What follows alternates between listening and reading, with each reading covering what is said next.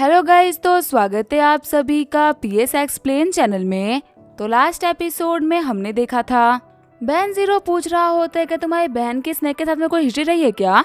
Young master चैन बताता है कि जब हम लोग बहुत छोटे थे ना, तब हम लोग पिकनिक पे गए थे। तब एक छोटे से स्नेक ने मेरी बहन को काट लिया था और गुस्से में आके मैंने स्नेक को मार डाला। उसके बाद से चुनर को ना स्नेक्स का फोबिया हो गया और वो कभी भी उन लोग के पास ही नहीं गई। बहन बोल रहा होता है दिक्कत धीरे शुरू हुई थी। तुमने जिस स्नेक को मारा था ना, वो कोई नॉर्मल स्नेक नहीं था, बल्कि एक ग्रेट डीमन स्नेक का बेटा था। और गुस्से में आकर डीमन स्नेक ने तुम्हारी बहन को कस कर दिया। यंग मास्टर चैन बोल रहा होता है कि मेरी बहन को बचाने का कोई भी तरीका है क्या। बहन बोल रहा होता है वैसे अगर सच कहो तो उस स्नेक का कसना बहुत ही पावरफुल है। एक ही तरीका है इसको बचाने का, हमें उस स्नेक डीमन को मारना होगा।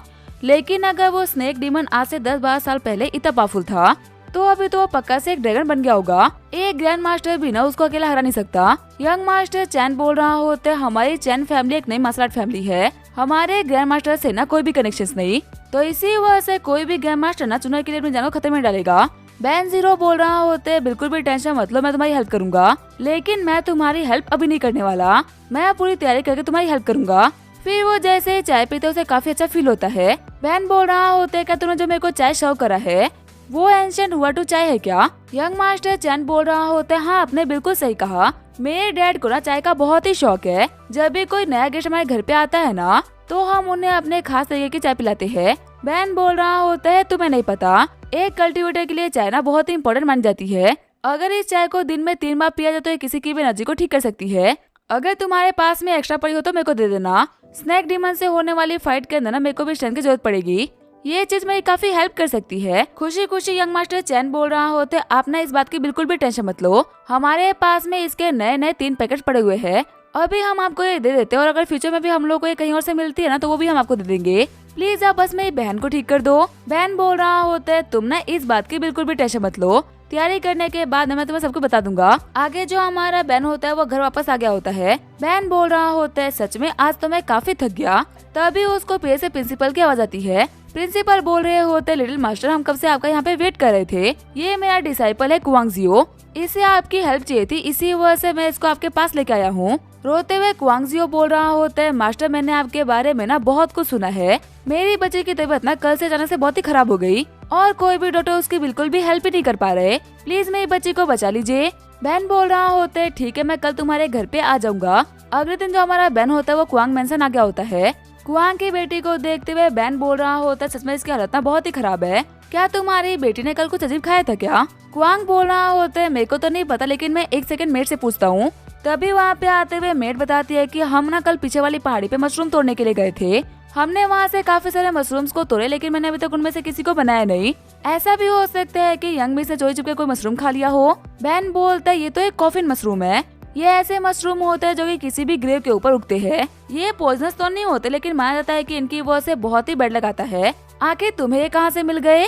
मेट बताती है कि एक्चुअली ना पीछे वाली पहाड़ी पे एक चीज और हुई थी, कल जब हम लोग वहाँ पे मशरूम तोड़ रहे थे ना तो हम लोगों ने नोटिस नहीं किया कि वहाँ पे किसी का कॉफिन है और वो कॉफिन का ढक्कन ना थोड़ा सा खुला हुआ था, तो यंग मिस उसके अंदर गिर गई, पर जब मैंने जैसे यंग मिस को बाहर निकाला ना तो उनको बिल्कुल भी चोट नहीं लगी हुई थी, तो इसी वजह से मैंने इस चीज को इतना भी सीरियस नहीं लिया। बहन बोल रहा होता है किसी के कॉफिन के ऊपर से मशरूम को तोड़ना और उसे कॉफिन में गिर के उसके रेस्ट को डिस्टर्ब करना, तुम लोगों ने यहाँ पे एक सोते हुए स्पीड को डिस्टर्ब करा है, इसी वजह से उसने गुस्से में आकर कुवांग तुम्हारी बेटी को पनिश करा। 17 जाओ जाके उन घोस्ट को बोलो कि वो इनको माफ कर दे।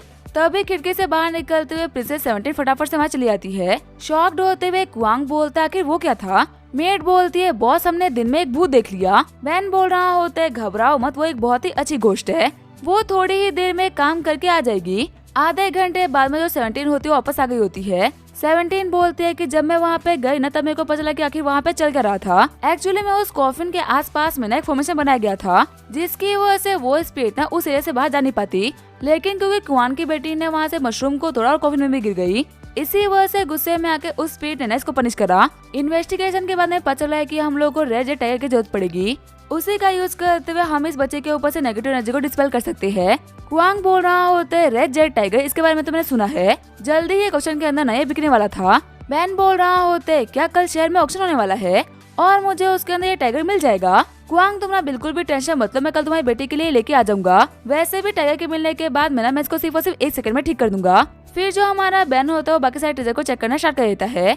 प्रिंसेस 17 बोल रही होती आखिर इसे हुआ क्या है, आखिर ये इतने अजीब तरीके से क्यों हंस रहा है। आगे जो हमारा बेन होता है वो अपने घर वापस आ गया होता है। प्रिंसेस 17 बोल रही होती है तुमने ऑक्शन लिस्ट को चेक किया है ना, तब से तुम काफी खुश लग रहे हो और तुमने यहाँ पे इतनी तैयारी भी करी है, क्या कोई गेस्ट आने वाले है क्या। बेन बोल रहा होता है हाँ मेरे बचपन का यार आने वाला है। तभी वहाँ पे आते हुए बेन का दोस्त बोल रहा होता है शहर की हवा ना आज भी उतनी ही खाली है जितने की पहले हुआ करती थी। ये शहर तो नहीं बदला लेकिन दोस्त तुम बहुत ही बदल गए हो। सच में बेन मिले हुए काफी टाइम हो गया। कहानी सुनाने वाला बताता है कि जब हमारा बेन अपने मास्टर के अंडर में बहुत ही हार्ड ट्रेनिंग कर रहा था तब उसकी मुलाकात मोंग जूई से हुई जो कि उस टाइम पे ट्रेनिंग कर रहा था। इन दोनों ने एक दूसरे की तकलीफें देखी, उसके बाद में एक दूसरे के बेस्ट फ्रेंड बन गए। बेन बोल रहा होता है ब्रदर जू तुम्हारे टकलाना पहले के मुकाबले और भी चमक रहा है, आखिर तुम्हारे सैनिक टकले का राज क्या है। मोंग जू बोल रहे होते दोस्त तुम तो बहुत ही हिम्मत वाले निकले, तुमने एक हार्ट स्पीड को पर्सनल मेड के तौर पर रख रखा है जो कि अपनी सेकंड ट्रांसफॉर्मेशन भी कंप्लीट कर चुकी है। बेन बोल रहा होता है सच में तुम्हारी नजर से ना कुछ भी नहीं बच सकता, वैसे मैंने यहाँ पे तुम्हें प्रिंसेस 17 की वजह से बुलाया था। तभी खाने को देखते हुए मोंग बोल रहा होता है काम की बात ना बात में करते हैं, पहले कुछ खा लेते हैं, वैसे भी माउंटेन से यहाँ तक आने में ना मैंने कुछ भी नहीं खाया। बेन बोल रहा होते तुम्हें खाना तभी मिलेगा जब तुम मेरे क्वेश्चन का आंसर करोगे। बुद्धिज्म के अंदर 3 ग्रेट मंत्रास होते हैं जिसमें से थर्ड होता है आलतू जलालतू आई बला को टालतू। क्या तुमने वो वाला मंत्र सीख लिया क्या। मोंग जू बोल रहे होते अगर मैं नहीं भी सीखा होता ना तो भी इस खाने के लिए सब कुछ सीख लेता, और वैसे भी मैं अभी तक ना 5 मंत्रों तक पहुंच चुका हूँ, ये तो फिर भी थर्ड वाला है। आगे वो लोग ऑक्शन हाउस में आ गए होते हैं। प्रिंसेस 17 बोल रही होती है बेन क्या हम इस टकले के ऊपर भरोसा कर सकते हैं क्या। बेन बोल रहा होता है मेरे दोस्त के बारे में ना ऐसा मत बोलो, मैंने इसको यहाँ पे खास तौर पे तुम्हारे लिए ही बुलाया है। मैंने तुम्हें कहा था ना कि बिना यांग हार्ट के मैं तुम्हें थर्ड ट्रांसफॉर्मेशन तक पहुँचाऊंगा। आज इस ऑक्शन हाउस में ना कुछ ऐसा मिलने वाला है जो कि थर्ड यांग हार्ट का काम करेगा, और अगर तुम्हारी ट्रांसफॉर्म करने में ये बंदा हेल्प नहीं कर सकता ना तो इस दुनिया में ऐसा कोई भी नहीं है जो कि तुम्हारी हेल्प कर पाएगा। प्रिंसेस 17 सोच रही होती है जितना बेन इस बंदे की तारीफ करे क्या ये बंदा उतना कमाल का होगा क्या। वही मोंग जू बोल रहे होते क्या वो तुम मुझे ऐसा क्यों घूर रही हो, देख मत पगली प्यार हो जाएगा। आगे जो ऑक्शन होती है वो स्टार्ट हो गई होती है। प्रिंसेस बोल रही होती है बेन हमें जो टाइगर चाहिए था ना वो तो हम लोगों ने ऑलरेडी खरीद लिया, तो फिर आखिर अब हम यहाँ पे बैठ के फालतू में किस चीज का वेट कर रहे हैं। बेन बोल रहा होता है टाइगर तो एक बहाना था, जो मेरे को रियलिटी में चाहिए ना वो तो अभी आने वाला है। तभी होस्ट बोलता है अब आपके सामने आज के इवेंट का सबसे मेन सामान आने वाला है, ऐसा पीस आपको दुनिया में ना और कहीं नहीं मिलेगा। ये है एक फायर जेट जिसके अंदर काफी ज्यादा हाई मात्रा में फ्लेम एनर्जी है। हम लोगों ने इसे काफी दिनों तक टेस्ट करा, फिर हमें पता चला कि ये कैंसर तक को ठीक कर सकता है। हम इसकी कोई भी स्टार्टिंग प्राइस नहीं रख रहे, आपको इतना बिड करने का मन करे आप कर सकते हो। तभी वहाँ पे सभी लोग बिड करना स्टार्ट कर देते हैं। बैन बोल रहा होता है आम लोगों की नजरों में ना ये कैसा पता है इसके कुछ खास इफेक्ट होंगे, पर मेरे से इमोर्टल जानता है कि ये खास तौर के घोस्ट किंग का हार्ट है, एक ऐसा खास डिमन जो कि आज के टाइम के सेंट्स और मास्टर्स को भी ना काफी इजीली खत्म कर दे। तभी खड़ा होते हुए बैन बोल रहा होता है मैं इसके लिए पूरा 1.5 बिलियन की बिड करता हूँ। चिढ़ते हुए सारे बंदे बोल रहे होते हैं क्या तुमने क्या बोला 1.5 बिलियन, तुम्हारी शक्ल देख के तो लग रहा है कि तुम्हारी औकात ना 150 की भी नहीं होगी और तुम यहाँ पे 1.5 बिलियन की बिड कर गए। बैन बोल रहा होता है तुम लोग यहाँ पे गुस्सा क्यों कर रहे हो, एक्सेप्ट करो कि तुम सभी गरीब हो। 1.5 बिलियन मेरे लिए इतना भी नहीं, अगर मुझे यहाँ पे कोई भी चीज पसंद आती है तो मैं उसके लिए 15 बिलियन भी दे सकता हूँ। अगर तुम्हें ये चाहिए तो मुझसे बड़ी बिड कर लो, पर आखिर करोगे कैसे, तुम सभी तो बहुत ही गरीब हो, और अगर तुम लोग इतने ही गरीब हो ना तो अपना मुंह बंद रखो और मेरे को चुपचाप ये बिड जीतते हुए देखते रहो। बैन सोच रहा होता है वैसे अगर सच को तो कुछ टाइम पहले ना मेरे पास में 1 लाख युआन भी नहीं थे, लेकिन जब मैंने उस असिस्टेंट को मारा ना तब मेरे को पता चला कि उसके कार्ड के अंदर 6.5 बिलियन है, और जो मैंने ऑक्शन रखा था ना उसे ही मेरे को 1.5 बिलियन का प्रॉफिट हुआ था, और सारे पैसे मिला के अभी मेरे पास में पूरे के पूरे 10 बिलियन है। अगर मैं इस आइटम का यूज करते हुए प्रिंसेस को ठीक कर पाता हूँ ना, तो अगर मैं यहाँ पे सारे पैसे भी खर्च कर दूंगा ना तो भी इससे मेरे को कोई फर्क नहीं पड़ेगा। तभी खड़ा होते हुए एक बंदा बोलता है कि मैं इसके लिए पूरे 1.6 बिलियन दूंगा। बैन बोल रहा होते अगर तुम्हें बिड बढ़ानी ही थी तो फिर आके तुमने 100 मिलियन से क्यों बढ़ाई, कम से कम कुछ बिलियन से बढ़ाते। वो क्या है ना छोटा मोटा गेम खेलने की मेरे को आदत नहीं, मैं इस सेम जेट के लिए 2.6 बिलियन की बिड करता हूँ। चिढ़ते हुए सामने वाला बंदा सोच रहा होता है मेरे को लास्ट स्टेज का कैंसर है और मैंने खुद के ऊपर ना हत्या का इलाज ट्राई करा लिया, लेकिन कोई भी इलाज मेरे ऊपर काम नहीं कर रहा। मेरे लिए ये जेड ना एक आखिरी होप की तरह है, तो इसी वजह से फर्क नहीं पड़ता कि मुझे इसके लिए कितना खर्च करना पड़े, मैं इसको हासिल करके रहूंगा। ये सोचते वो बंदा 2.8 बिलियन की बिड कर देता है। बैन बोल रहा होता है दोस्त मैंने कहा था ना कि मेरे को छोटा मोटा गेम पसंद नहीं, चलो मैं बैन जीरो इसके लिए 3.8 बिलियन की बिड करता हूँ। इतनी बड़ी बिड सुन के अंकल की हवा टट हो जाती है। होस्ट बोल रहा होता है क्या इस हॉल में है कोई ऐसा जो कि मिस्टर बेन जीरो को टक्कर दे सके, लगता है कि मिस्टर बेन जीरो का टक्कर का ना यहाँ पे कोई भी नहीं। तो इसी वजह से ये आइटम मिस्टर बेन जीरो को मिलता है। वही चिढ़ते हुए अंकल बोल रहे होते, लड़के तूने यहाँ पे अपने पैसे का ना बहुत ही दिखावा किया है। अब मैं तेरे को दिखाता हूँ कि अगर पैसे भी कुछ छुपा आता है तो वो होता है करेक्शन। तूने मेरे को बिड नहीं जीतने दी ना, अब तू मेरे सामने अपनी जिंदगी हारेगा। आगे हम देखते हैं रात को बेन और उसके दोस्त घर वापस जा रहे होते हैं। तभी मोंगजियो बोलता है, बता तुम तो बहुत ही कमाल के हो, मेरे को पर्सनली लगता था कि तुम मुझसे ही बड़े फकीर हो, लेकिन तुम तो बहुत ही पैसे वाले निकले। बेन जीरो बोल रहा होते वो मास्टर कहते हैं ना कि पैसे तो हाथ की धूल होता है, पर क्या करे शहर के अंदर ना इस धूल की जरूरत पड़ती रहती है, तो इसी वजह से मैंने थोड़ी बहुत धूल इकट्ठा करके रखी थी। वैसे ब्रदर मैं चाहता हूँ कि तुम इस फ्लेम जेट की एनर्जी को ना प्रिंसेस के अंदर ट्रांसफर कर दो, जिससे कि अपने थर्ड ट्रांसफॉर्मेशन के बहुत ही करीब पहुंच पाए। तभी 17 बोलती है, पक्का तुम लोगों ने नोटिस कर लिया होगा कि हम लोग के पीछे ना कुछ लोग पड़े हुए हैं। बैन बोल रहा होते इन लोगों को समझ क्यों नहीं आ रहा कि मैं एक हेवनली मास्टर हूँ। हेवनली मास्टर से पंगा लेने का अंजाम बहुत ही भारी पड़ सकता है, फिर भी बाबा मरने के लिए मेरे सामने आ जाते हैं। तभी बेन को घेरते हुए गाड़ी बोल रही होती है, फटाफट से फ्लेम जेट को हमारे हवाले करो, वरना हम तुम्हें इतने हिस्से में बांटेंगे ना ये तुम्हारे परिवार वाले जोड़ भी नहीं पाएंगे। लड़के आंसू ने मेरे को ऑक्शन के अंदर जीतने नहीं दिया था और अपने पैसे के दम पे बहुत मुंह चला रहा था। देखते हैं कि मेरी इन गन के सामने न तेरा मुंह चलता है कि नहीं। बैन बोल रहा होता है, 17 आगे बढ़ो। तभी जो 17 होते वो एक झटके में सारे बदमाशों को खत्म कर देती है। शॉक्ड होते हुए अंकल बोल रहे होते, आखिर यहाँ पे क्या मजाक हो रहा है, ये शहर के सबसे बेस्ट गुंडे थे, आखिर सभी के सभी एक झटके में कैसे मारे गए। बैन बोल रहा होता है, 17 तुम्हें कितनी बार समझाना पड़ेगा, मैंने इन लोगों को सिर्फ सबक सिखाने के लिए बोला था, मारने के लिए नहीं। 17 बोलती है, मैंने इन लोगों का कारमा देखा जो कि बहुत ही घटिया था, अगर हम इन लोगों को छोड़ देते ना तो ये और भी लोगों की जिंदगी बर्बाद करते, ऐसे लोगों को छोड़ने में नहीं बल्कि मारने में भलाई है। तभी बैन के सामने आते हुए बंदा बोल रहा होता है, प्लीज मास्टर मुझे माफ कर दीजिए। बैन बोल रहा होता है, तुम्हें मार के मैं अपने हाथ क्या ही गद्दे करूँ, तुम तो कुछ ही दिनों में मरने वाले हो, अब यहाँ से निकलो, मेरे सामने कभी मत आना। जाते हुए अंकल बोल रहा होता है, आपका बहुत बहुत शुक्रिया, लेकिन तभी पैसे को इसको वहाँ पे खत्म कर देता है। बैन बोल रहा होता है, आखिर कौन हो तुम और तुमने इसे क्यों मारा। सामने खड़ी लड़की बोल रही होती है, मेरा नाम है फैन किंचेंग और मेरे पास इस आदमी को मारने का ना कोई बड़ा रीजन नहीं, इसी वजह से मारा क्योंकि गुस्सा आ गया था। 17 बोल रही होती है, अगर तुम्हें गुस्सा आएगा तो फिर तुम कुछ भी करोगी क्या। हंसते हुए मोंगजियो बोल रहे होते, ऐसी खूबसूरत ब्यूटी के हाथों तो खुशी खुशी मरेंगे। बैन बोल रहा होते, तुमने कहा कि तुम्हारा सरनेम फैंग है और तुम्हारी कल्टीवेशन देख के मैं बता सकता हूँ कि तुम एक हाफ स्टेप गेम मास्टर हो, क्या तुम कंट्री की सबसे बड़ी फैमिली में से एक फैंग फैमिली से हो क्या। किंचेंग बोल रही होती है, हाँ तुमने बिल्कुल सही पहचाना। बैन बोल रहा होते, ऑक्शन के अंदर ना मैंने तुम्हारे प्रेजेंस को नोटिस किया था, अगर तुम यहाँ पे मेरा पीछा सिर्फ इसी वजह से करोगे कि तुम्हें फ्लेम जेट चाहिए तो फिर तुम मेरे ऊपर अटैक कर सकती हो।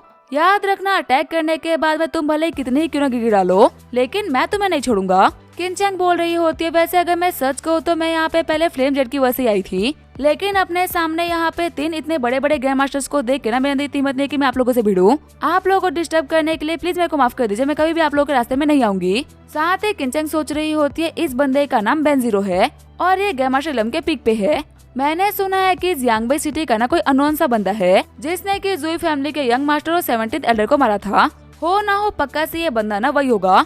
बैन बोल रहा होता है, बड़ी फैमिली से पहली बार ना कोई स्मार्ट इंसान मेरे को मिला है जिसे अच्छे से पता है कि कहाँ पे झुकना और कहाँ पे लड़ना है। तुम्हारी फाउंडेशन भी ना बहुत ही कमाल की है, जाके कल्टीवेशन के ऊपर ध्यान दो, अगर तुम कुछ भी गड़बड़ नहीं करोगी ना तो तुम सिर्फ कुछ साल के अंदर ग्रैंड मास्टर बन जाओगी। किंचेंग बोल रही होती है, तारीफ करने के लिए आपका बहुत बहुत शुक्रिया ग्रैंड मास्टर, ठीक है अब ये जुना चलती है। बैन बोल रहा होता है, जो सारी दिक्कतें खत्म हो चुकी है तो हमें भी चलना चाहिए। आगे घर पे आने के बाद में उन लोगों ने फाउंडेशन सेट कर ली होती है। किया बोल रही होती है, आखिर यहाँ पे हो क्या रहा है और आखिर ये टकला बंदा कौन है, मैं तो इसको पहली बार देख रही हूँ।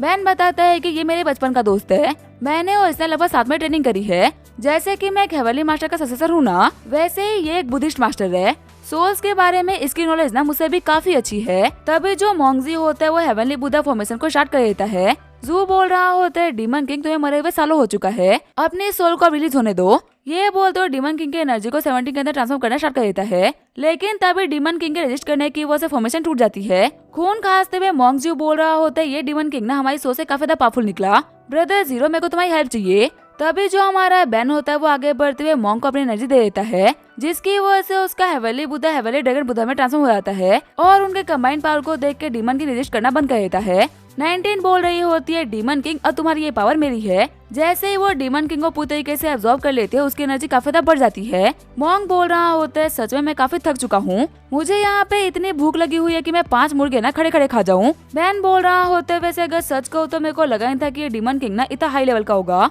वैसे 17 आके इसको अब्सॉर्ब करने के बाद में तुम्हें कैसा फील हो रहा है। 17 बताती है कि उसकी एनर्जी काफी बढ़ गई है, अगर शायद से डीमन किंग के पास में थोड़ी एनर्जी और होती ना तो वो अपने थर्ड ट्रांसफॉर्मेशन को कंप्लीट कर पाती। बेन बोलता है कोई बात नहीं, हमें अभी और भी काफी सारे मौके मिलेंगे। मैंने तुम्हें प्रॉमिस किया है ना, तुम बिल्कुल भी टेंशन मत लो, मैं तुम्हें फिर से ह्यूमन बना के रहूंगा। तभी किया बोलती है बेन तुम्हारे नाम का ना एक पार्सल आया है, भेजने वाले के नाम की जगह ना मार्शल ली लिखा हुआ है।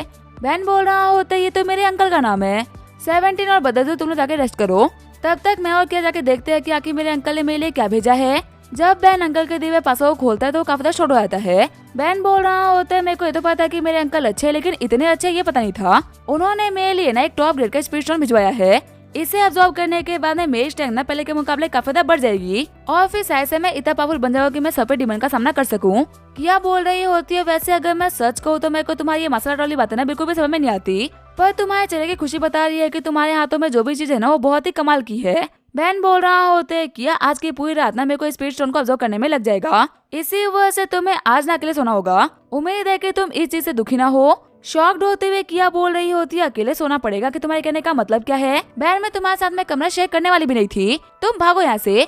आगे जो हमारा बेन होता है वो कमरे में आकर क्रिस्टल को ऑब्जर्व करना स्टार्ट कर देता है। बेन सोच रहा होता है जितना मेरे को लगा था ना इसको ऑब्जर्व करना उससे भी मुश्किल है।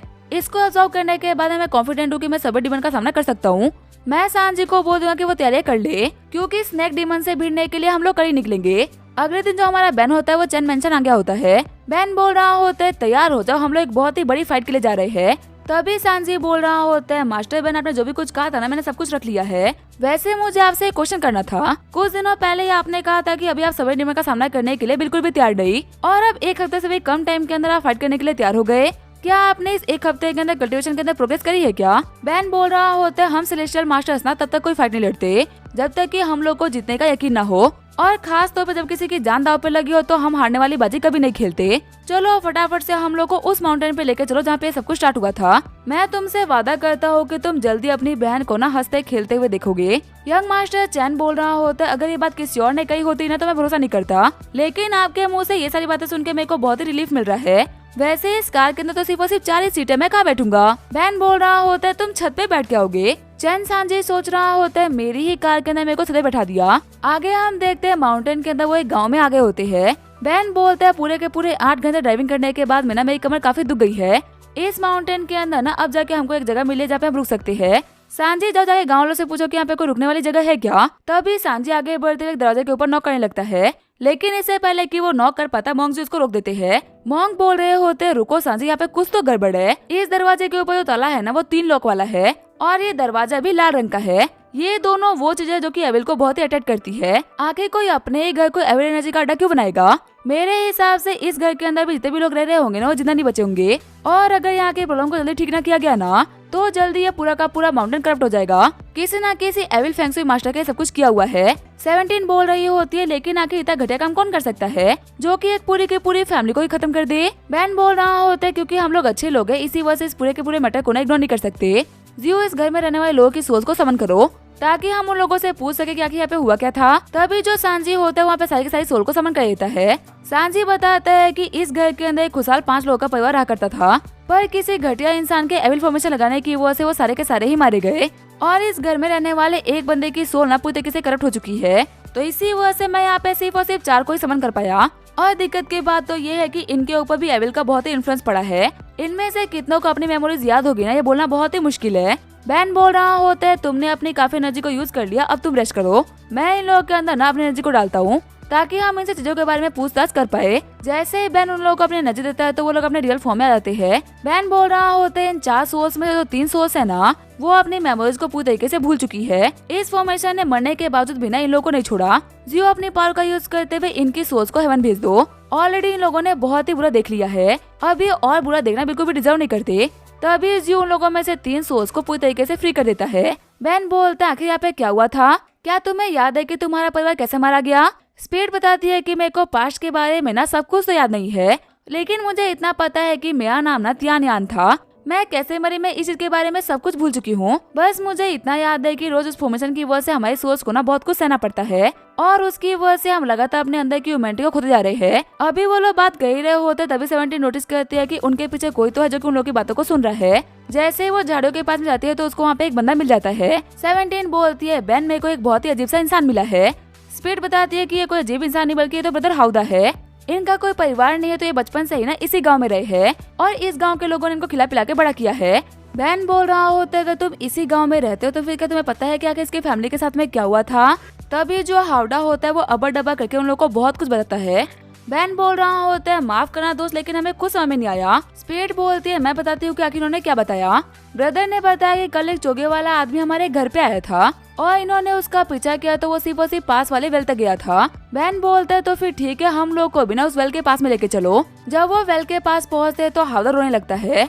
बहन बोलता है, मैं यहाँ पे एक ए लगा रहा हूँ, तुम सभी लोग सावधान रहना। जब वो वेल में झांकता है तो उसे वहाँ पे किसी की मुंडी दिखती है। बहन बताता है, किसी एविल मास्टर ने ना मून कॉप्स को रिफाइन करने का ट्राई किया है। मून कॉप्स ना ज़ॉम्बीज़ से काफी ज्यादा अलग होती है, क्योंकि ज़ॉम्बीज़ की हार्ट बीट नहीं चलती और इन लोगों की हार्ट बीट चलती है और इन्हें बनने में ना काफी टाइम भी लगता है। जब तक ये लोग 7 फुल मून नहीं देख लेते ना, तब तक ये लोग कंप्लीट नहीं होते। देख के लग रहा है कि इस मून कॉप्स को ना टाइम नहीं हुआ। ब्रदर जो बोलते हैं, मैं अभी इसको बाहर निकाल लेता हूँ। अगर ये मून कॉप्स कंप्लीट हो गया तो वो एल मास्टर ना इसका यूज करते हुए कुछ भी कर सकता है। हमें इसके सोल को भी फ्री करना होगा। बहन बोल रहा होता है, हाँ तुम बिल्कुल सही बोल रहे हो। फिर वो दोनों अपनी पावर्स को कंबाइन करते हुए वेल के अंदर से मून कॉप्स को बाहर निकाल देते हैं। शॉक्ड होते हुए स्पीड बोल रही होती है, ये तो हमारे ब्रदर हावड़ा है। बहन बोल रहा होता है, क्या ये मर चुका है? तो हमारे सामने जो अभी तक खड़ा था वो एक मून कॉप्स था। फिर वो अपनी एनर्जी का यूज करते हुए हावड़ा की बॉडी के अंदर से उसकी सोल को बाहर निकाल लेता है। बहन बोल रहा होता है, जब वो एविल मास्टर इन लोगों की फैमिली के ऊपर ब्लैक मैजिक कर रहा था ना, तब हावड़ा ने उसको देख लिया था। इसी वजह से इसका मुंह बंद करने के लिए उस एविल मास्टर ने ना इसे मार डाला। कहना पड़ेगा उस एविल मास्टर ने ना बहुत सारे घटिया काम किए हैं। तभी जो हावड़ा की कॉप्स होती है वो गायब हो जाती है। बहन बोल रहा होता है, दोस्त तुम एक बहुत ही अच्छे इंसान थे, तुम मरते वक्त बिना किसी को प्रोटेक्ट करने का ट्राई कर रहे थे। मैं गॉड से प्रे करूंगा कि तुम्हें रिबॉर्न होने के बाद मेरा एक बहुत ही अच्छी लाइफ मिले। आगे वो सभी लोग घर के पास वापस आगे होते हैं। जू अपने पावर का यूज करते हुए पूरे के पूरे घर को रिफाइन कर देता है। जू बोल रहा होता है, फाइनली यहाँ पे जो लगाया हुआ कर्ज था ना वो गायब हो चुका है और जितने भी मरे हुए लोग थे ना उन सभी की सोच को मैंने हेवन भेज दिया। हम लोग का भी कुछ काम है जो कि हम करने के लिए जा रहे हैं, पर मैं प्रॉमिस करता हूँ कि वापस आने के बाद में जिसने भी ये घटिया काम किया है ना उसको हम पनिश पक्का से करेंगे। चलो बहन अब चलते हैं। जब वो लोग डिमन स्नेक के केव की तरफ जा ही रहे होते हैं तभी उन लोगों को किसी के चिल्लाने की आवाज आती है। जब वो जाके चेक करता है तो वो देखता है कि एक ब्लैक पैंथर ने 2 आम लोगों के ऊपर अटैक किया होता है, लेकिन इससे पहले कि वो ब्लैक पैंथर कुछ भी कर पाता, हमारा बहन सिर्फ और सिर्फ एक ही अटैक में उस ब्लैक पैंथर को खत्म कर देता है। शॉक्ड होते हुए बाकी बंदे बोल रहे होते हैं, यहाँ पे हुआ क्या? ये ब्लैक पैंथर मारा कैसे गया? बहन बोलता है, तुम लोग ठीक तो हो ना? खुश होते हुए झूचन बोलता है कि आपने एक सिंगल स्टोन से एक ब्लैक पैंथर को मार डाला। सच में आप तो एक बहुत ही कमाल के मास्टर हो। हांजियो बताते हैं कि हम यहाँ पे पिकनिक मनाने के लिए आए थे, लेकिन तब तक एक ब्लैक पैंथर ने हम लोग के ऊपर अटैक कर दिया। हमारी जान बचाने के लिए आपका बहुत बहुत शुक्रिया मास्टर। बहन बोल रहा होता है, शुक्रिया बोलने की ना कोई भी जरूरत नहीं, लोगों की जान बचाना हमारा फर्ज बनता है। 17 बोल रही होती है, आखिर हम लोग अपना काम कब करेंगे? हम लोग बाबा अपने रास्ते से भटक जा रहे हैं। जियो बोल रहा होते है, मेरे मास्टर एक कहावत कहा करते हैं, किसी की जिंदगी बचाना किसी भी बड़े काम से बहुत ही बड़ा काम होता है। तभी हांजियो बोलती है कि मैं हूँ हांजियो और ये मेरा बॉयफ्रेंड जूचैंग, हम दोनों हुई सिटी से यहाँ पे आए हैं। आपने यहाँ पे हमारी इतनी बड़ी हेल्प करी, इसी वजह से मैं यहाँ पे आपको बदले में ये पेंडेंट दे रही हूँ। ये मेरी फैमिली का एंसेस्ट्रल पेंडेंट है और मुझे नहीं पता कि इसकी कीमत क्या है, प्लीज आप इसको थैंक यू के तौर पे रख लीजिए। शॉक्ड होते हुए बेन बोल रहा होता है कि तुम्हें सच में नहीं पता कि इसकी कीमत क्या है? हांजियो के तुम्हारे किसी एंसेस्टर का नाम हान पुजुंग था क्या? हांजियो बोल रही होती है, मुझे माफ करेगा लेकिन हमारे एंसेस्टर्स के बारे में ना मेरे को इतना भी नहीं पता। हाँ लेकिन मेरी फैमिली के एल्डर्स को ना इसके बारे में पक्का से पता होगा। बेन बोल रहा होता है, तो फिर ये लो मेरा नंबर। वापस जाने के बाद मैंने अपनी फैमिली के एल्डर से हान पुजुंग के बारे में पक्का से पूछना, और अगर सच में हान पुजुंग तुम्हारे एंसेस्टर थे ना तो मेरे को कांटेक्ट करना बिल्कुल मत भूलना। याद रखना ये बहुत ही इम्पोर्टेंट है। जियो बोल रही होती है, ठीक है मैं याद रखूंगी। मास्टर हम चलते अपने सफर में केयरफुल रहेगा। मोंग जियो बोल रहे होते, बता कि तुम इतने खुशबू लग रहे हो, तुम इस पेंडेंट को देख के इतना खुश होगा कि तुमने अपना नंबर ही बांट दिया। आके तुम्हें इसमें ऐसा क्या दिख रहा है जो कि मुझे नहीं दिख रहा? बेन बोल रहा होते, इसका नाम है गैलेक्टिक जेड। शॉक्ड होते हुए मोंग जियो बोल रहे होते, गैलेक्टिक जेड आखिर ये क्या चीज होती है? मैंने तो इसके बारे में आज से पहले कभी भी नहीं सुना। बेन बोल रहा होते, अगर आसान शब्दों में कहूँ ना तो ये एक तरीके का स्पेस स्टोन है, तुम किसी भी चीज को ना इसके अंदर रख सकते हो। मोंग जियो बोल रहे होते, मुझे यहाँ पे ये समझ में नहीं आ रहा क्या कि तुम इतनी छोटी सी चीज के अंदर इतना सब कुछ कैसे रखोगे? ये तो वो पता है ना जो कि तुम्हें कल उस कुएं के पास में मिले थे।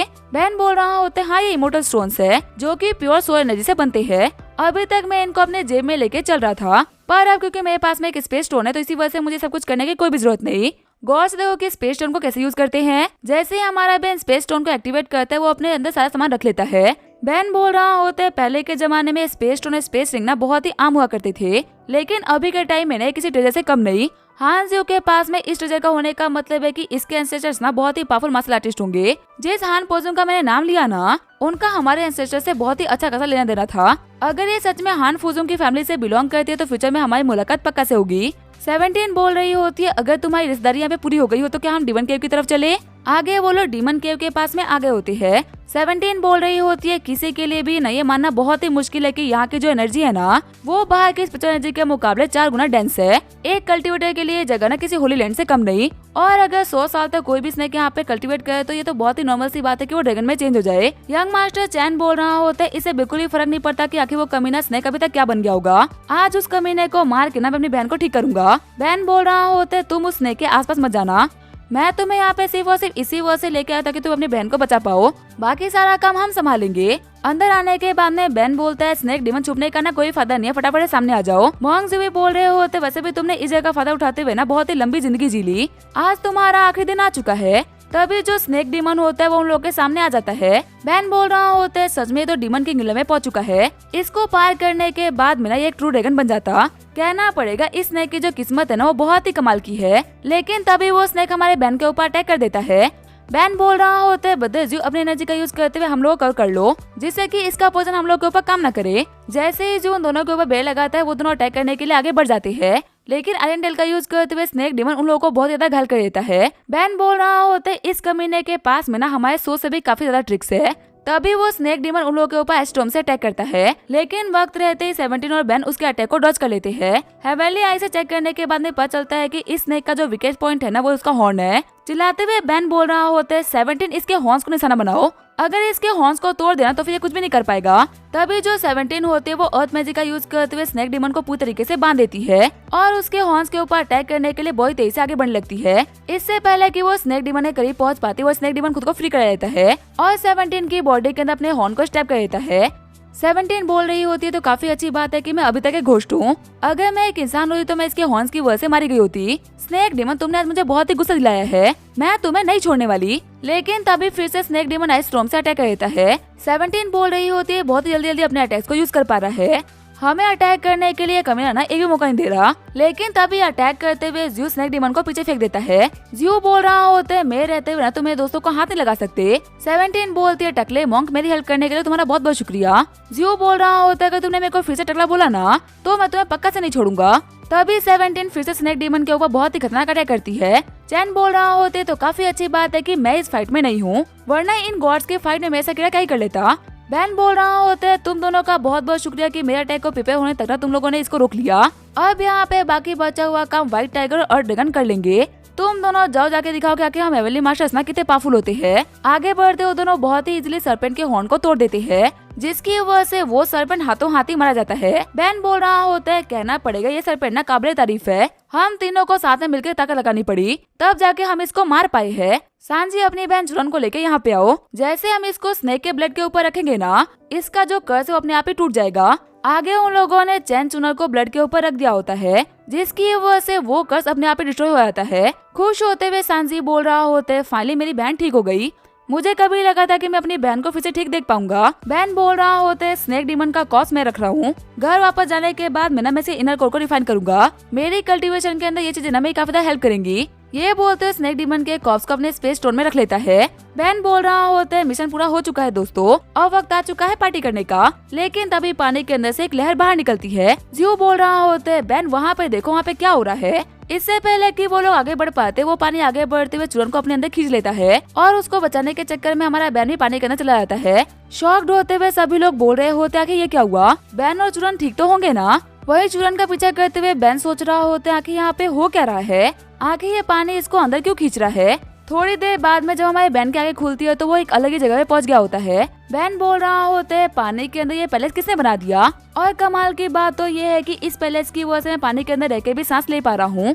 जिस भी मास्टर ने क्रिएट किया होगा ना, पक्का से बहुत ही पावरफुल मास्टर रहे होंगे। वैसे आखिर चुरन कहाँ पे है, वो मुझे कहीं पे दिख क्यों रही। तभी वहाँ पे जमीन में एक क्रैक ओपन होता है और वहाँ से एक बहुत ही बड़ा वास बाहर निकलता है। बहन देखते हैं कि उस वास के अंदर हमारी चुरन सो रही होती है। बहन सोच रहा होता है, इस लड़की के साथ में ना कुछ तो अजीब है। यहाँ की पूरी स्पिरिचुअल एनर्जी इसको ऐसे एक्सेप्ट कर रही है ना जैसे कि यहाँ की मास्टर हो। इसी किस्मत में कुछ तो बड़ा लिखा हुआ है। तभी वहाँ की सारी एनर्जी चूरन की बॉडी के अंदर चली आती है और वो बड़ा सा वास भी उसके गले का पेंडेंट बन जाता है। बेन सोच रहा होता है यहाँ पे हो क्या रहा है। ये सब कुछ ना चूरन को जगाने के बाद ही पता चलेगा। लेकिन तभी चूरन को चेक करते हुए बेन को पता चलता है कि चूरन की बॉडी के अंदर नई फॉर्मेशन क्रिएटेड है, जिसकी वजह से वो अपने आप में एक कल्टीवेशन मशीन बन चुकी है।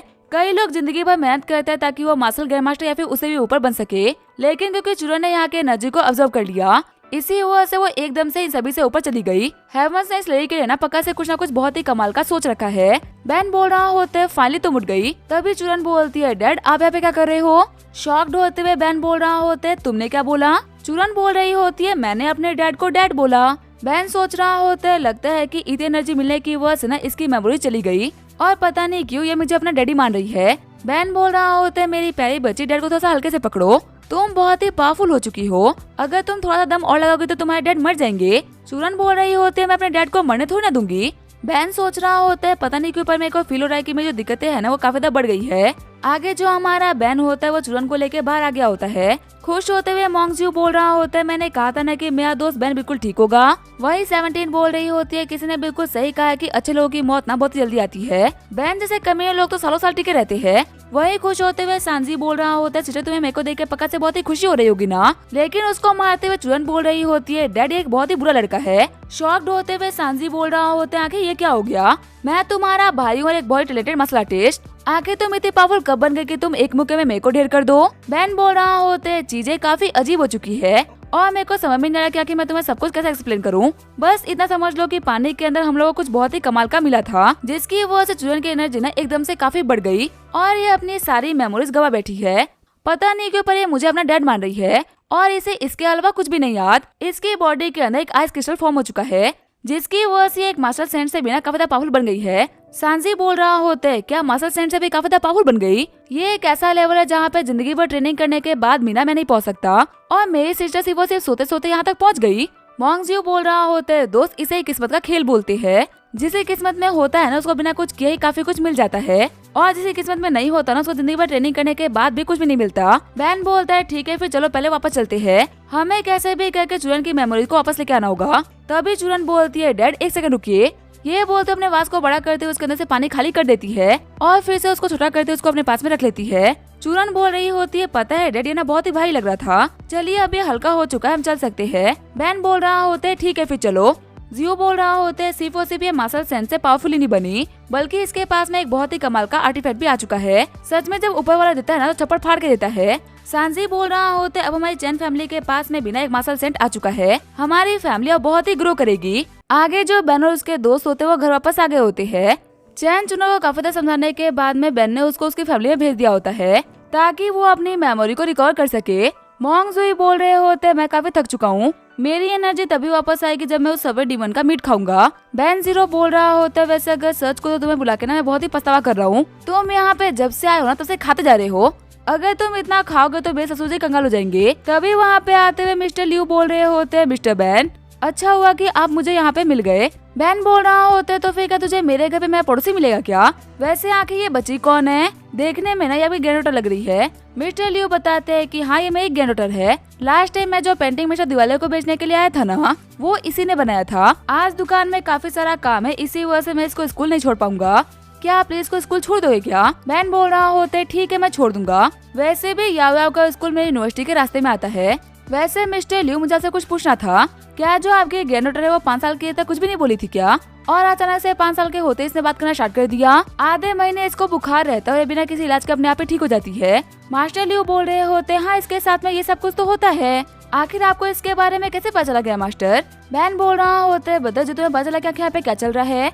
जियो बोल रहा होता है हाँ इस बच्चे के पास में एक बहुत ही रेयर जेड स्पीड बॉडी है, अभी तक जो इसकी मार्शल पावर है ना वो एक्टिवेट नहीं हुई, एक्टिवेट होने के बाद में जब ये सांसें भी लेगी ना तो वो भी कल्टीवेशन के तौर पे इसको फायदा ही करेगी। आज के टाइम में किसी के पास में ये बॉडी होना सच में बहुत ही रेयर बात है। क्या तुम्हें डिसेबल बनना पसंद करोगी, अगर तुम्हें डिसेबल बन जाती हो ना तो मैं तुम्हें रोज लॉलीपॉप दूंगा। याव याव बोल रही होती है टकले तो शकल से ही फकीर लग रहा है, जब तेरे खुद के खाने का ठिकाना नहीं है तो मेरे को लॉलीपॉप कहाँ से देगा। तभी आगे बढ़ते हुए बेन बोल रहा होता है मैं तो खुद अपने मास्टर का डिसाइपल हूँ, इसी वजह से मैं किसी को डिसाइपल नहीं बना सकता, पर अगर तुम चाहो तो मेरे को बड़ा भाई बोल सकती हो।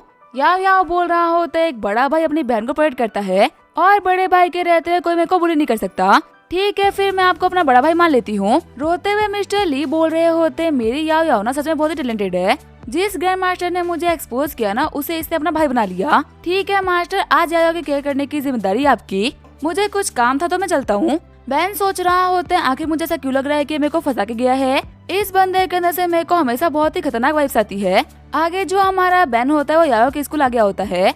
बैन बोल रहा होता है, मैंने कभी सोचा भी नहीं था कि मेरे साथ हेवनली मास्टर ना एक बच्चे को स्कूल छोड़ने के लिए आएगा। मेरे को लगा था कि माउंटेन से वापस आने के बाद में मैं इस शहर में बहुत ही बड़े बड़े काम करूंगा, पर देखो दोस्त आके मुझे क्या करना पड़ रहा है। मोंगजियो बोल रहे होते, तुम आए तो यहाँ पे किसी की जान बनने थे, पर तुम बन किसी के भाई और किसी के बाप गए। तभी बैन बोलते, एक सेकंड रुको, स्कूल में कुछ तो गड़बड़ है। एक प्राइमरी स्कूल जहाँ पे बच्चे पढ़ते हैं वहाँ पे अपने आप ही ना यंग एनर्जी बहुत ज्यादा होनी चाहिए, क्योंकि बच्चों ज्यादा पॉजिटिविटी ना और किसी के अंदर नहीं होती। लेकिन इसके बावजूद भी स्कूल के अंदर से नेगेटिव एनर्जी निकल रही है। मेरे को लगता है कि यहाँ पे ना किस तरीके का एविल फॉर्मेशन बनाया गया है। मोंगजियो बोल रहे होते, बता तुमने एक और चीज नोटिस करी क्या? ये स्कूल इतना बड़ा है लेकिन यहाँ पे रेड फ्लावर के अलावा ना और कुछ भी नहीं। जहाँ तक मैं देख पा रहा हूँ ना, मुझे यहाँ पे इसके अलावा घास भी नहीं दिख रही। और ऊपर से बच्चों के चेहरे देखो, वो कितने थके थके लग रहे हैं।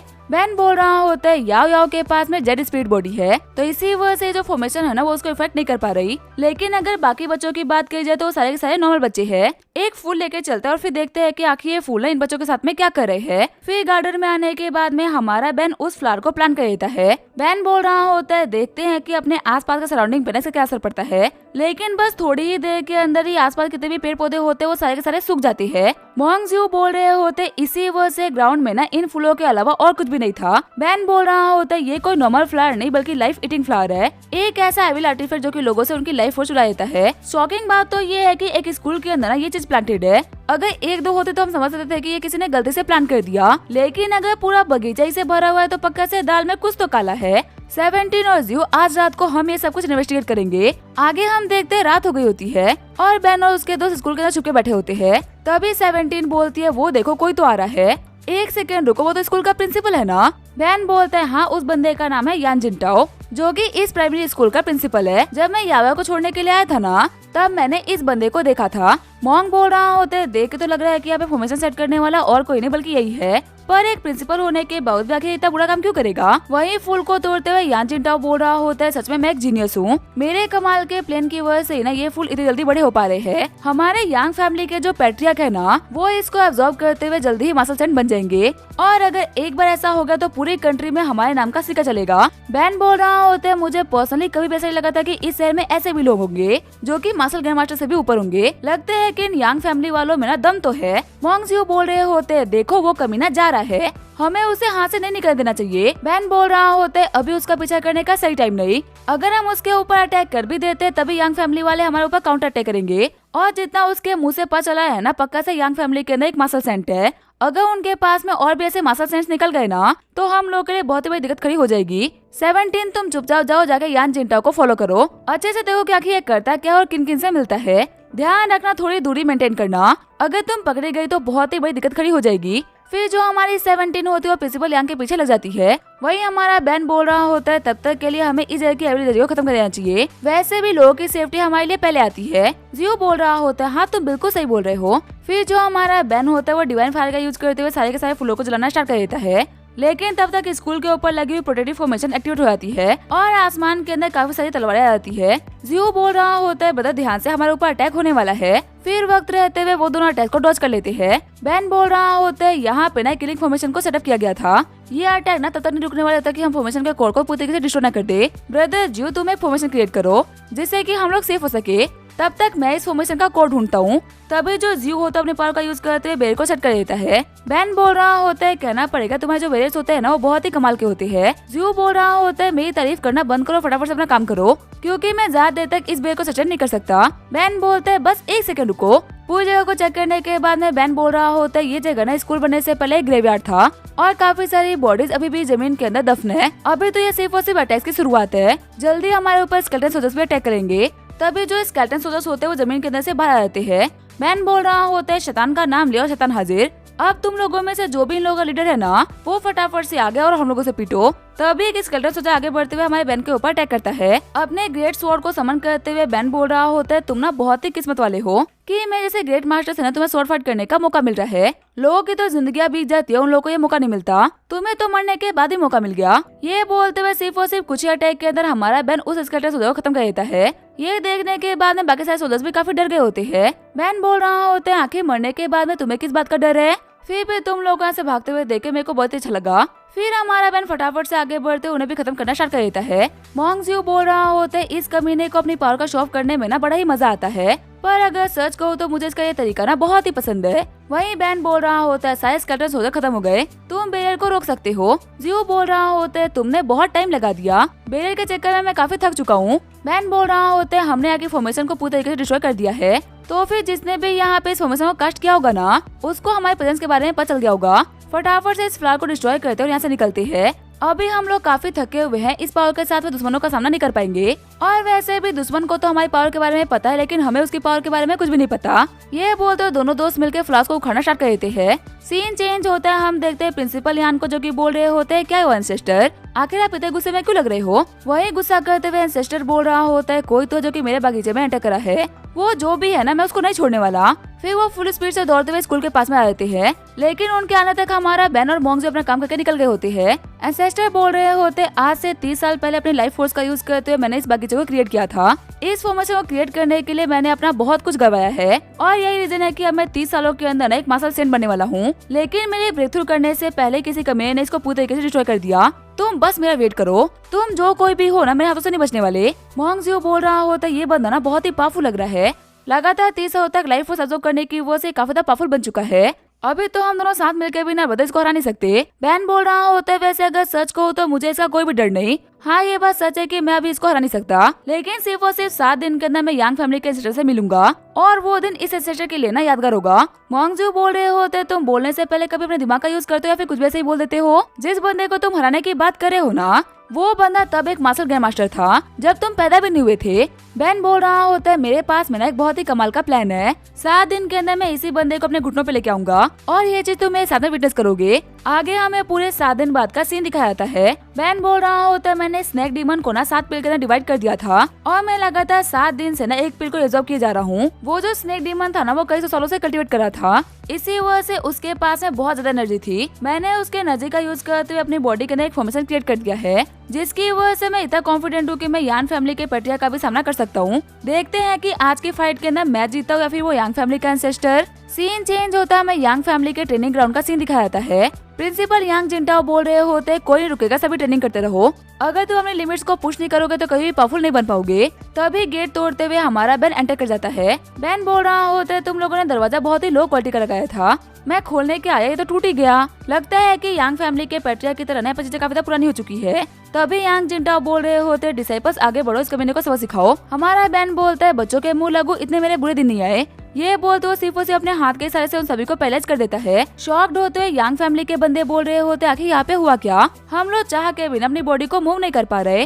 बैन बोल रहा होता है, सच में तुम लोग ना बहुत ही कमजोर हो, अगर मेरे पास में इतना कम टैलेंट होता ना तो मैं कभी भी मार्शल आर्ट वर्ल्ड में कदम नहीं रखता। तुम्हारा पैट्रियार्क तो बहुत ही डरपोक है, तुम लोग को बचाने के लिए आ नहीं रहा। लगता है कि 1-2 को मारने से काम नहीं बनने वाला, सभी को एक साथ मारना होगा। यांग जिंटाओ बोल रहे होते, हमारे पैट्रियार्क की क्या जरूरत है, तुझे खत्म करने के लिए तो हमें काफी है।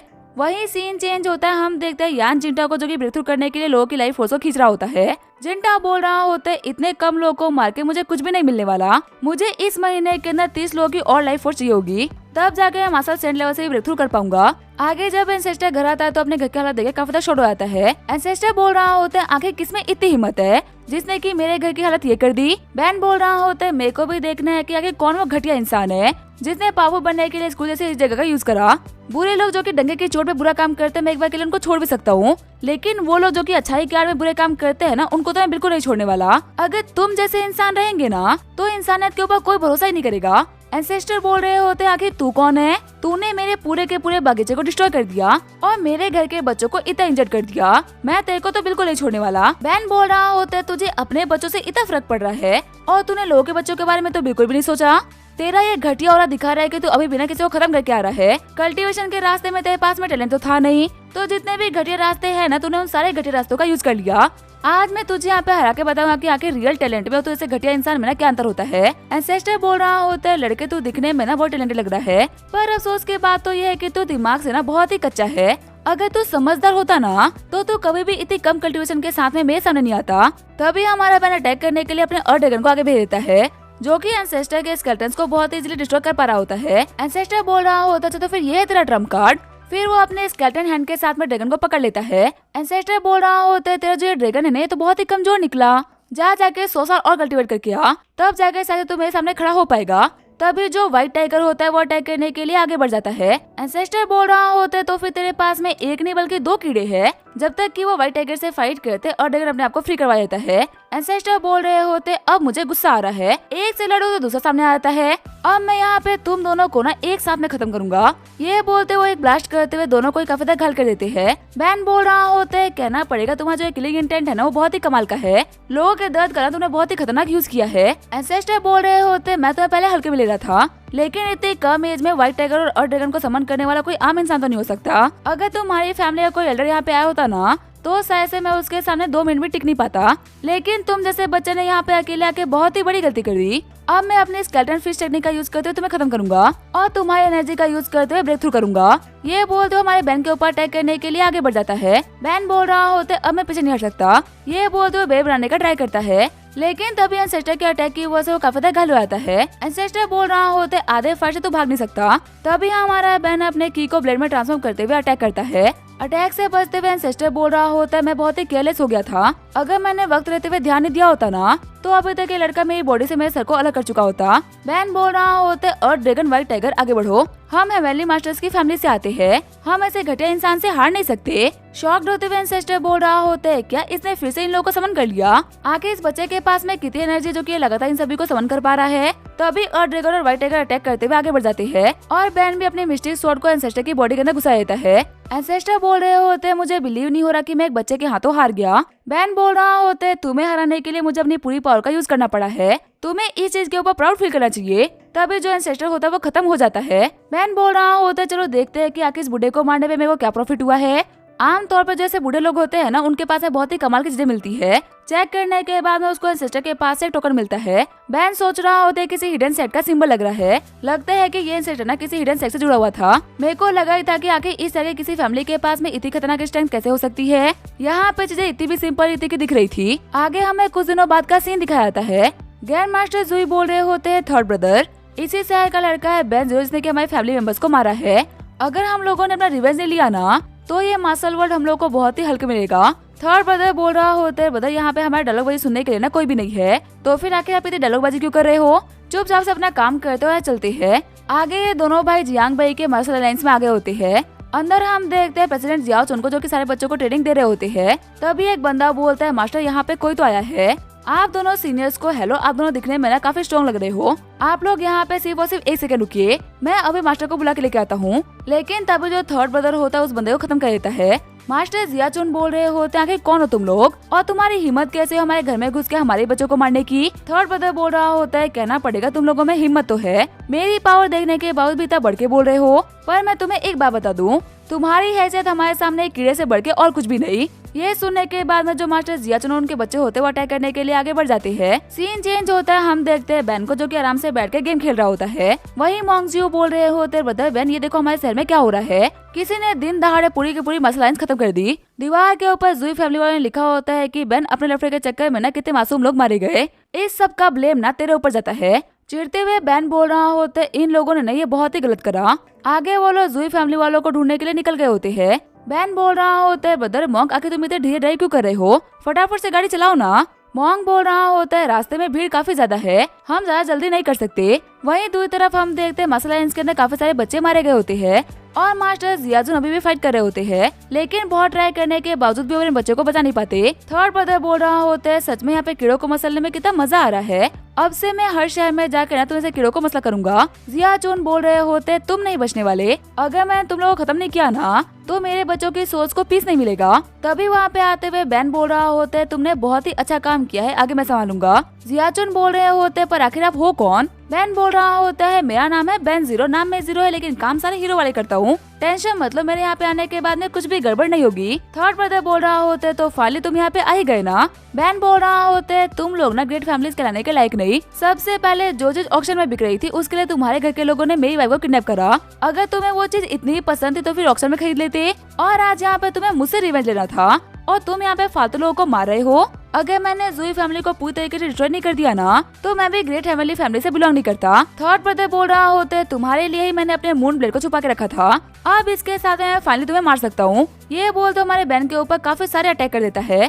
थर्ड ब्रदर बोल रहे होते मेरे अटैक इतने फास्ट थे कि लड़का डॉज भी नहीं कर पाया। वही मॉन्ग बोल रहा होता है बहन तुम ठीक तो हो ना। बहन बोल रहा होता है हाँ मैं बिल्कुल ठीक हूँ। इस कमीने के कमजोर अटैक से ना मैं कुछ भी नहीं बिगड़ने वाला। गुस्सा तो मेरे को इस बात पे आ रहा है कि मेरी वजह से काफी सारे मासूम लोगों को सफर करना पड़ा। अगर मैंने उन लोगों के दर्द को तुझे वापस नहीं किया ना तो फिर मेरा नाम भी बैन जीरो नहीं। और ड्रैगन आगे बढ़ो, इस कमीने को खत्म कर दो। शॉक्ड होते हुए थर्ड ब्रदर सोच रहा होता है आखिर इतने कम एज में कमीना इतना पावरफुल कैसे हो सकता है। लेकिन इससे पहले कि हमारा बैन अटैक कर पाता उसके ऊपर स्पेयर से अटैक होता है। वहाँ पे आते हुए ग्रैंड मास्टर जुई बोल रहे होते थर्ड ब्रदर मैं तुम्हारी हेल्प के लिए आ चुका हूँ। फिर वो हमारे बैन के ऊपर स्नीक अटैक कर देते हैं। ग्रैंड मास्टर जुई बोल रहे होते इसे कोई फर्क नहीं पड़ता कि तुम कितने पावरफुल हो, दो ग्रैंड मास्टर का सामना तुम एक साथ में नहीं कर सकते। बैन बोल रहा होता है तो फिर वो तो वक्त ही बताएगा।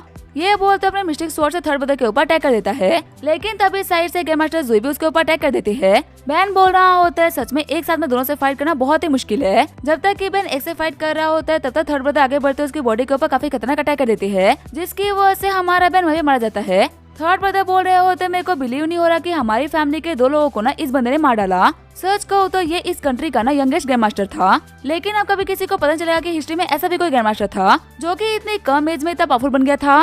ग्रैंड मास्टर जुई बोल रहे होते हमसे पंगा लेने का यही अंजाम होता है। बैन बोल रहा होता है कहना पड़ेगा तुम लोग बहुत ही पावरफुल हो, मेरे बनाए हुए क्लोन से फाइट करने में तुम लोग को इतना टाइम लग गया, वह तुमने मेरे क्लोन को हरा पाई भी तुम लोगों के लिए बहुत ही बड़े ऑनर की बात है। ग्रैंड मास्टर जुई बोल रहे होता है कि कैसे पॉसिबल हो सकता है, तुम्हें तो अभी हम लोगों ने अपने हाथों से मारा था, आखिर तुम ठीक कैसे हो। थर्ड ब्रदर बोल रहा होता है कोई बात नहीं हम फिर से मार लेंगे, लेकिन तभी हमारा बैन उसके सिल्वर ब्लेड को अपने दो उंगली से पकड़ लेता है। शॉक्ड होते हुए थर्ड ब्रदर बोल रहा होते है दुनिया की सबसे शार्पेस्ट ब्लेड में से एक है, आखिर अपने उंगलियों का यूज करते हुए तुम इसको कैसे पकड़ सकते हो। बैन बोल रहा होता है मैं सिर्फ और सिर्फ इसको पकड़ नहीं सकता बल्कि इसको तोड़ भी सकता हूँ। ये बोलते हो सिर्फ और सिर्फ एक ही झटके में उसकी स्वॉर्ड को अलग कर देता है। ग्रैंड मास्टर जुई बोल रहे होते मेरे भाई को छोड़ दो वरना मैं तुम्हें नहीं छोड़ूंगा। बैन बोल रहा होता है ये लो अपने स्वॉर्ड वापस, मुझे ये कचरा नहीं चाहिए। स्वॉर्ड से बचते हुए ग्रैंड मास्टर जुई बोल रहे होते मैं तो बहुत ही मुश्किल से बचा, अगर मैंने ध्यान नहीं दिया होता ना तो मैं तो अभी तक मारा गया होता। तभी आगे बढ़ते हुए हमारा बैन थर्ड ब्रदर को पीटना स्टार्ट कर देता है और फिर अपने मिस्टिक स्वॉर्ड को समन करते हुए थर्ड ब्रदर को दो हिस्सों में बांट देता है। बैन बोल रहा होता है दो में से एक तो गया, अब एक की बारी। ये बोलते हुए ग्रैंड मास्टर जुई के ऊपर भी अटैक करने के लिए आगे बढ़ जाता है। ग्रैंड मास्टर जुई बोल रहे होते मेरा ये स्पेयर ना वर्ल्ड के सबसे पावरफुल डिफेंस में से एक है, ये इतना पावरफुल है कि रॉकेट के अटैक को बिना बहुत ही इजीली ब्लॉक कर ले, तो तू अपने स्वॉर्ड के साथ तो मेरा कुछ भी नहीं बिगाड़ पाओगे। तभी हमारा बैन उसके स्पेयर के साथ ही उसको भी दो हिस्सों में बांट देता है। ग्रैंड मास्टर जुई बोल रहे होते मुझे बिलीव नहीं हो रहा मैं एक बच्चे के हाथों हार गया, पर तुम्हें तो मेरे को दो हिस्सों में बांट दिया था ना, तो फिर आखिर मैं जिंदा कैसे हूँ। बैन बोल रहा होते मेरे को तुम्हें मारने का मन नहीं किया, वैसे अगर तुम्हें मुझसे रिवेंज लेना था तो फिर तुमने आम लोगों को क्यों मारा। अपने घुटनों पे आते हुए जुई बोल रहा होते प्लीज मुझे माफ कर दीजिए मास्टर, मैं अपने गुस्से में ना बिल्कुल पागल हो गया था। वापस जाने के बाद मैंने जितने भी लोगों को खत्म किया है ना मैं उनकी फैमिली को कंपनसेट कर दूंगा। हमारे जुई फैमिली वालों के पास में इतना ट्रेजर है ना जितना कि कोई सोच भी नहीं सकता, हम सभी को अच्छे से कंपनसेट कर देंगे और आज के बाद में जुई फैमिली ना आपके लिए नौकर की तरह काम करेगी। बैन बोल रहा होता है तुम्हारे पास में पैसे भी और फोर्स भी, चलो ये तो काफी अच्छी बात है, तुम मेरे फ्यूचर में ना काफी काम आओगे, ठीक है फिर तुम यहाँ जा सकते हो।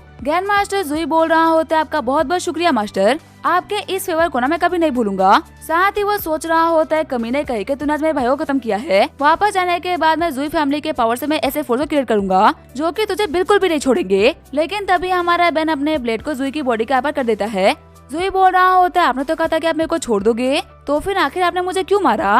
बैन बोल रहा होता है वो तो मैं मजाक कर रहा था, तूने यहाँ पे फालतू में इतने सारे लोगों को खत्म करा तो इसी वजह से मैंने पहले को उम्मीद दिया उसके बाद में खत्म करा, तू जैसे बंदे को नॉर्मली मार देता ना तो इससे बाकी सारे लोगों के साथ में जस्टिस नहीं होता। मरते हुए जुई बोल रहा होता है मेरी फैमिली तुम्हें याद रखेगी। वही मॉन्ग बोल रहा होता है ब्रदर बैन एक बहुत ही अच्छी खबर है, यहाँ पे ज्यादा जो स्टूडेंट्स थे ना उनको उन लोगों ने मारा नहीं था बल्कि अधमरा कर दिया था, मैंने लगभग सभी को हिल कर दिया है, यहाँ पे दो एक लोगों को छोड़ के किसी की भी जान नहीं गई। सारे बच्चे बोल रहे होते हैं मास्टर बैन आप हमारे हीरो हो, हमारी जान बचाने के लिए आपका बहुत बहुत शुक्रिया। आगे जो हमारा बैन होता है वो घर वापस आ गया होता है। बैन का बैंडेज करते हुए किया बोल रही होती है, आखिर तुम क्या करते रहते हो? आज जो लोग तुम्हारे ऊपर अटैक करने के लिए आए थे ना, उन्होंने तुमसे रिवेंज लेने के चक्कर में काफी सारे मासूम लोगों के ऊपर अटैक कर दिया। प्लीज तुम ऐसे लोगों से पंगा मत लिया करो। बैन बोल रहा होता है, मुझसे पंगा लेकर तो उन लोगों ने गलती करी थी। किया बोल रही होती है, तुम इतने पावरफुल हो कि तुम 2 ग्रैंड मास्टर से अकेले ही भिड़ गए और तुम्हें डर भी नहीं लगा। तो फिर आखिर ऐसे में उस चंचल में क्या है जिससे कि तुम उससे इतना डरते हो? वो तुम्हें अपना फादर बुलाती है और तुम उसे इस चीज के लिए मना भी नहीं करते। बैन बोल रहा होता है, अगर सच कहो ना तो उसकी पावर कुछ ज्यादा ही खतरनाक है और ऊपर से उसे कुछ भी याद नहीं और वो मुझे अपनी फैमिली मानती है। अगर मैं भी उसको बोल दूंगा कि मैं उसको नहीं जानता तो इससे उसके दिमाग पे ना बहुत ही बुरा असर पड़ेगा। क्या बोल रही होती है, हमारे हेवेली मास्टर को सभी की बहुत ही फिक्र रहती है। लगता है कि हमारे हेवेली मास्टर को ना आज मुझे एक अच्छा रिवॉर्ड देना ही पड़ेगा। बैन बोल रहा होता है, मैं एक हेवेली मास्टर हूँ और ऐसा कुछ भी नहीं है जो कि मैं अचीव नहीं कर सकता। तो फिर आखिर ऐसे में तुम मुझे क्या रिवॉर्ड दोगी?